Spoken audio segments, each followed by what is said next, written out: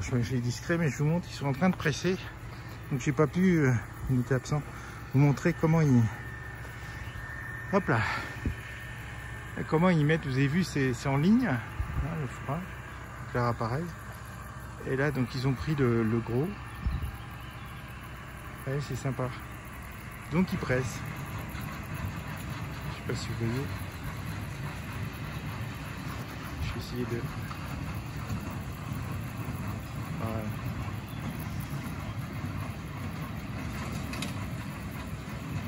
Vous voyez le ballot qui est fait et qui va sortir. Voilà, il prend toute la colonne. Il calque tout. Il va défendre ses mètres.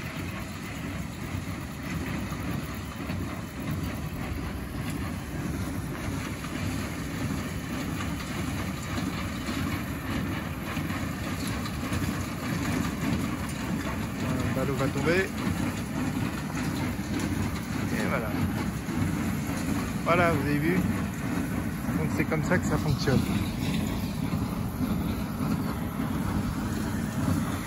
Voilà. Et voilà. Vous voyez, après il met en tas. Parce que c'est beaucoup plus facile à récupérer à la remorque. Au lieu d'être obligé de faire tout le champ, vous faites simplement l'état. Donc là, ils les font rouler, mais il y en a un. Bon, je ne peux pas sur voiture sans problème. Donc vous voyez, ce sont vraiment des petits ballots. Plus petits d'ailleurs que les presses avant pour les ballots de paille. Voilà. Vraiment des tout petits, c'est du fourrage pour l'hiver. Donc ce sont vraiment, c'est vraiment un élevage bio. C'est ça qui est bien. Bon, après c'est nickel. Et puis donc ils vont mettre les vaches fin août, début septembre, le temps que ça repousse. Donc comme ça, ils profitent vraiment de tout. C'est-à-dire qu'ils font une première fois pour l'hiver et une deuxième fois, ils mettent les vaches au pré. Voilà. Ils sont là. Donc vous voyez, il faut faire gaffe. Ils ont le poids à l'avant qui équilibre, je ne sais pas si vous voyez, est vraiment nécessaire là. Voilà. Et voilà. Donc avec tous leurs outils. Donc j'ai loupé là, vous voyez. Parce qu'ils ont passé celui-là et puis ils avaient mis le grand sur le grand tracteur. Et puis donc la remorque. La remorque sur laquelle ils vont mettre les ballots, ben, j'essaierai de vous filmer. Ah, j'aimais bien, ça c'était le truc que j'aimais bien avec mes parents. C'était des remorques beaucoup plus grandes évidemment, hein, et puis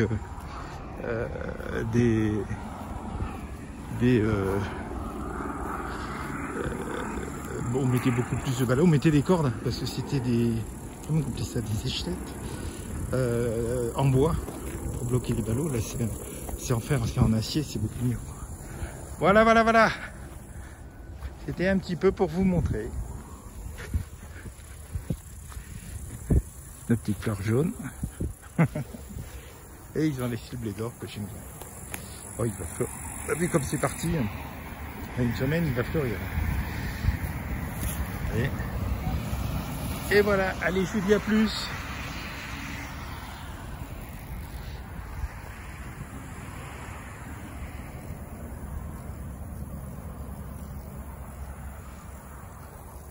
Ce paysage toujours aussi magnifique. Là, par rapport à l'année dernière, hein, ça a fondu 15 jours plus tôt, il n'y a quasiment plus de neige. Voilà. Allez, que Dieu vous bénisse. Rebonjour. Rebonjour, rebonjour. Je continue ma vidéo. Voilà, vous voyez, là, ils sont en train... Je ne vais pas les enquiquiner, ils sont venus à plusieurs. Ils sont en train de ramasser les ballots. Voilà.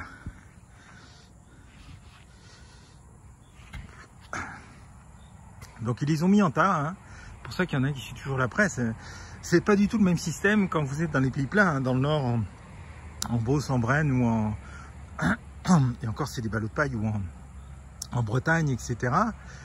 Là c'est les gros trucs et le mec il fait ça tout seul parce que c'est des ballots ronds. Les ballots ronds sont tellement grands ou les ballots carrés gigantesques, ben voilà, c'est pas soulevable à madame.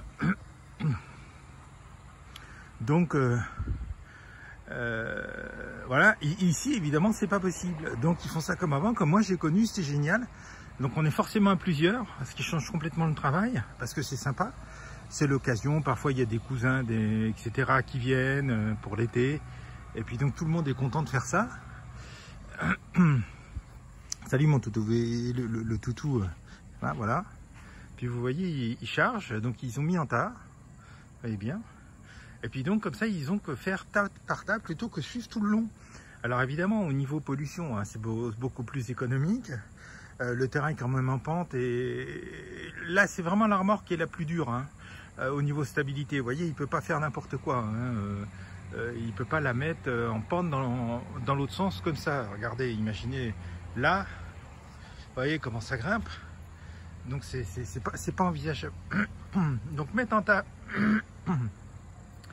et puis ensuite ramasser. Vous voyez là, il y a 1, 2, 3, 4, 5, 6, 7, il devait y avoir 8, il devait y avoir au maximum 10 tas. Donc voilà, il fait les 10 tas et puis il n'y a pas de problème comme ça. Enfin, ils cherchent vraiment que je ne peux pas les embêter. Voilà. Donc évidemment, là, ils mettent le gros tracteur. C'est prudent d'en avoir deux. Donc le petit qui est là. Et puis donc le plus gros, hein, qui a un moyen. Hein, parce que ça, vous en avez quasiment pas. Par exemple, chez mes parents, dans le Gâtinais-Beauceron, vous n'en avez pas. C'est trop petit encore, hein, celui-là. Mais pour eux, c'est un grand. Et évidemment, par rapport à la remorque, si épars, si tout ça, il est beaucoup plus stable. Et vous voyez qu'il a une masse à l'avant qui permet de le stabiliser aussi. Voilà. Donc vous voyez, il ramasse, c'est sympa. Ah, c'est très très intéressant hein, à voir leur travail. Parce que du fait de la configuration du terrain, ils sont obligés de travailler comme moi j'ai connu. Hein. Vous voyez, donc ils passent de tas en tas, donc évidemment c'est beaucoup plus facile. Alors là, comme c'est pas du fer, hein, parce que nous c'était des bobines de fer, mais là c'est des bobines de nylon, fil de nylon. Donc il les charge directement à la main. Nous on prenait des crochets, on avait des crochets. Et là il les charge directement à la main comme ça. Parce qu'en plus, bon, c'est des petits ballots. Hein. Nous ils étaient plus grands, hein, les ballots de paille. Voilà. Ouais, c'est sympa, ils chargent la remorque. C'est vraiment sympa. Alors c'est l'ambiance et tout, ils passent de près en près. Donc vous voyez que là, ils avaient entre le petit pré là, le grand qui est là. Et en fait, il y en a deux parce qu'il y a la route qui a été tracée. Donc vous voyez que ça... Et là, évidemment, pour équilibrer la remorque, il est bien obligé de... Il ne peut pas rouler en pente pareil. Hein. Sinon, ça se casserait la gueule. Nous, on mettait une corde, en fait. Donc je veux pas qu'il soit... je veux pas qu'il soit gêné par le fait que je filme. Le toutou, ça va? Donc vous voyez, c'est quand même vachement sympa. C'est vraiment, enfin moi je dis c'est sympa parce que ça me rappelle ma jeunesse. Alors je sais que mon voisin avait acheté une remorque qui n'était pas auto-tractée, mais une remorque où en fait il y avait un tapis roulant et qui faisait plusieurs fois le tour. Et donc il pouvait charger sa remorque seul. C'était que des tapis roulants jusqu'en haut. Et puis après, il a versé le tapis roulant et ça se déchargeait tout seul. Il pouvait faire ça seul. En Beauce, il travaille souvent seul, mais là, c'est pas le cas évidemment. Il y a un autre beau toutou qui est là. Tu es magnifique, toi. Hein. Donc, je suis arrêté de les embêter. Donc, vous voyez qu'ils vont là. Donc, c'est quand même très intéressant à voir faire. J'aurais aimé pouvoir vous montrer quand il passe le fourrage, il aère et puis après qu'il le transforme en bande, en colonne. Mais ça, je n'ai pas été là au bon moment. Alors je suis content pour eux parce que c'est le papa qui est sur la remorque et le fils qui conduit. Et il y a la mamie qui vient aussi les aider. Et je suis content pour eux parce qu'ils ont pu s'associer là en fin d'année dernière ou en début d'année. Et en s'associant, en faisant... il y a plusieurs types d'entreprises hein, pour les agriculteurs. Il y a les GAEC, mais là c'est pas une GAEC, c'est je sais plus comment. Donc ça leur a ouvert des crédits, ils ont pu tout rénover. Parce que le fiston est quand même jeune. Hein. Je pense qu'il a qu'une trentaine d'années, donc oui, voilà. Et ça leur a permis d'avoir du bon matériel, du matériel plus économique, hein, ça c'est clair. Et donc de pouvoir vraiment avancer, éventuellement se développer, etc. Donc vous voyez, c'est vraiment intéressant. Ah, on va pas les embêter plus longtemps.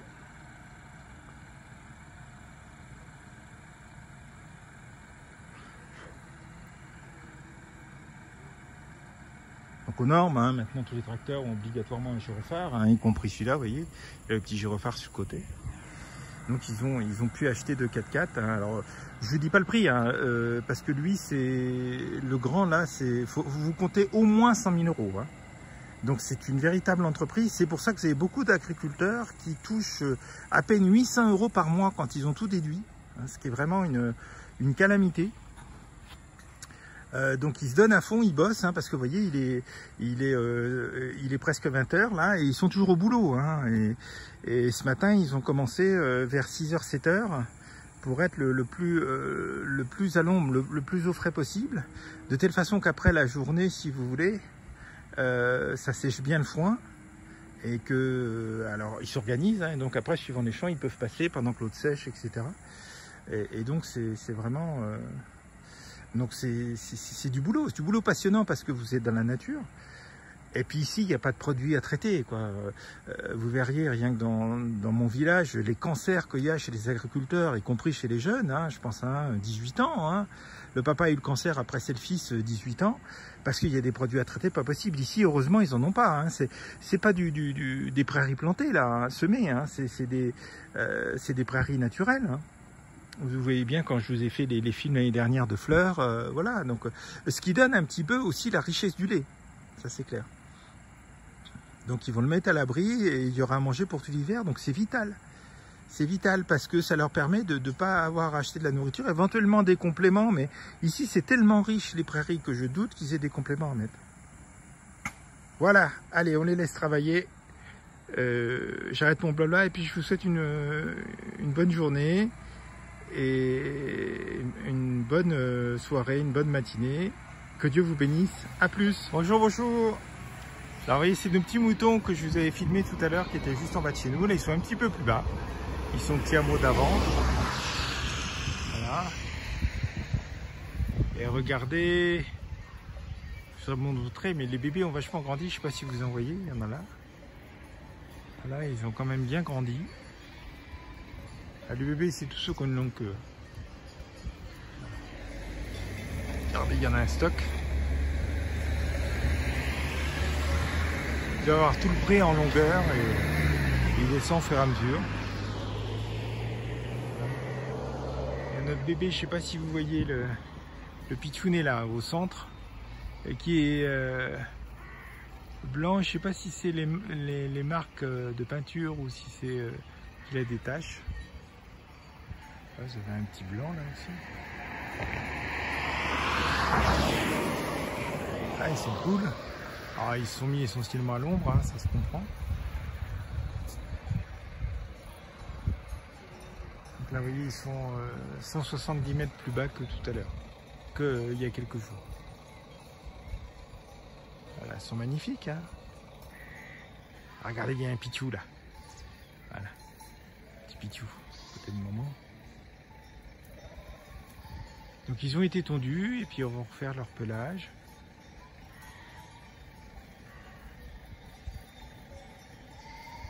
Alors je ne sais pas si c'est à ce moment-là qu'ils tirent le lait pour faire du fromage, hein, le fromage de brebis. Alors il vaut plus cher que le fromage de vache. Pourquoi? Ben parce qu'il y a beaucoup moins de... Une brebis a beaucoup moins de lait qu'une vache. Hein. Et il en faut autant proportionnellement pour faire un fromage. Voilà nos petits moutons. Nos charmants petits moutons. Et voilà.